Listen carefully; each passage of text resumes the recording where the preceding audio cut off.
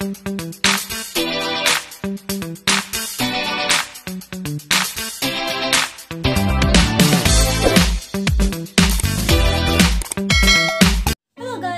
back to my channels.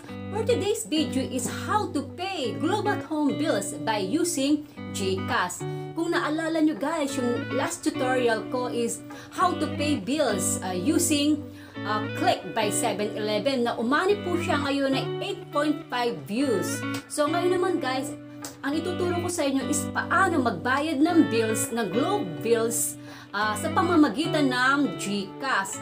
Gaya ng sinabi ko nung nauna sa inyo, marami pong uses ang GCash. So, isa na po itong pagbabayad ng Globe at Home bills. So, alam kong interesado kayo dito guys at alam ko rin na ayaw nyo na rin lumabas. So, narito na po ang tutorial para malaman nyo kung paano magbayad ng Globe at Home by using GCash. So, stay there and keep on watching.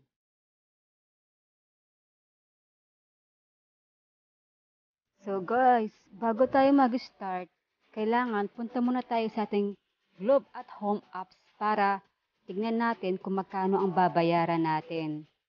So kailangan meron tayo nito para ma-monitor natin ang ating load at mga babayaran. Nandito tayo sa ating dashboard ng ating Globe at Home at makikita rito kung magkano ang ating babayaran. So 1,734.85. So pag nagbayad tayo, kailangan i-run off natin siya. 1,735 ang ating babayaran.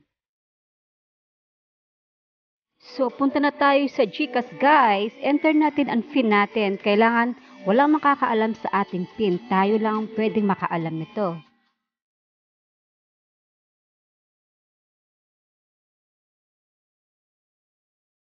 So, andito na tayo sa GCash guys. I-click natin ang Pay Bills.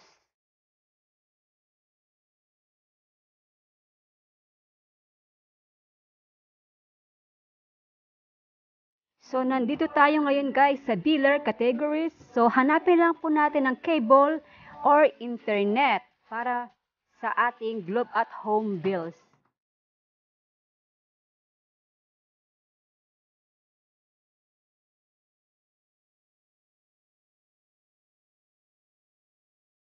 So, hanapin lang po natin ang ating billers.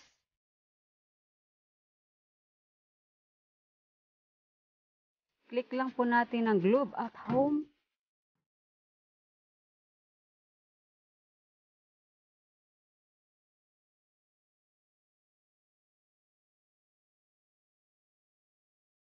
Punta tayo sa Select Type guys. So, i-click lang po natin ang account number dahil magbabayad tayo ng internet. Kung magbabayad naman tayo ng landline, yung landline po ang kiklik natin. So guys, enter na natin ang ating account number. 9-digit lang po ito.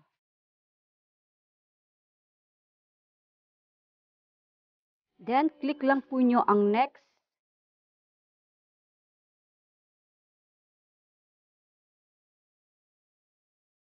Then, enter the amount kung magkano po ang babayaran natin.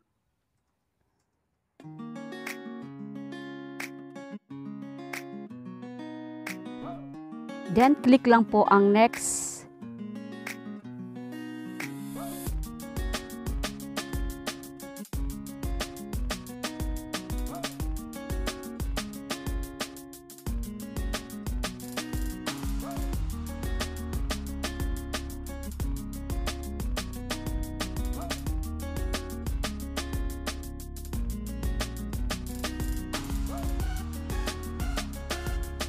So, ayan guys, nagpa-process na siya.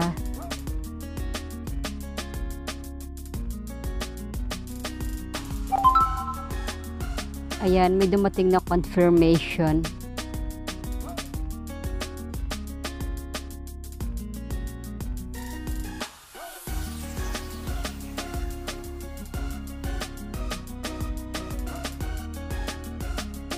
So, i-check natin guys kung nabawasan ang ating balance. Ayan, nabawasan na siya guys. Ibig sabihin, nakabayad na tayo at pumasok na yung ating payment.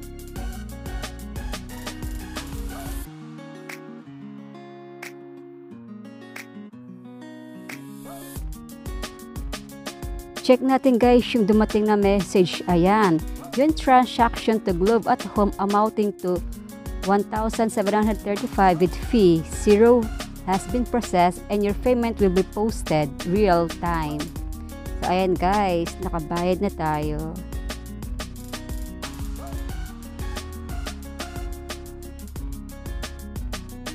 So guys, punta na tayo ulit sa ating dashboard ng Globe at Home apps natin.